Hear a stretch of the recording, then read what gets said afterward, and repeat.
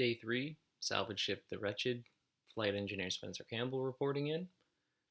Better day today, only in that I didn't start any fires.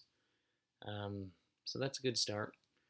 The creature hasn't really made any moves, as far as I can tell, which is a relief. But I did notice there was a bit of a lighting issue in certain parts of the ship, a sort of flickering on and off. And at this point, I need every headache I can get rid of is gonna at least keep me alive one day longer. So maybe not the highest priority, but I took care of the lighting. Problem is, to fix the lighting in that part of the ship, you have to get into a pretty narrow crawl space. Before all of this, I was never really claustrophobic. I spend my life on a ship. I'm used to living in a small, tight, pressurized environment, so why would I be claustrophobic? But ever since the attack, since what happened with the creature, I don't know, the smallest thing sets me off. Lights flickering wouldn't bother me before, but they do now, and being in that crawl space was, I barely got the job done before I had to get out of there. Got to make some decent food today for the first time. I really haven't thought about eating, and then that hunger hit me. I'm actually a pretty good cook.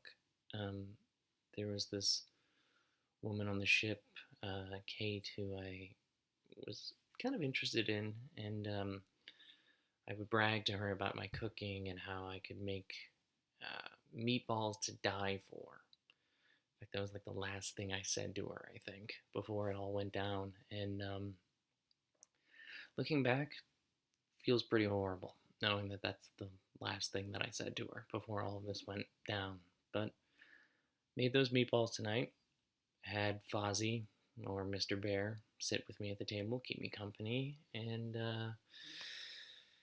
yeah, I thought about the creature while I was eating because, for the first time I had a moment of thought, and it can survive the vacuum of space. It defies all laws of biology and chemistry and physics that we know of, and yet it's alive out there, still trying to get in. And I wonder why. Like, we were responding to a distress signal of our own, probe ship, meant to kind of scout out opportunities for us. Went rogue, not really rogue, off the grid. Didn't hear from them.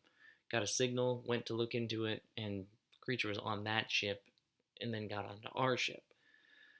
So I'm not really sure if it's attacking us intentionally or if it's just defending itself. The probe ship is out here on the frontier, so we might have stepped into territory we do not belong in.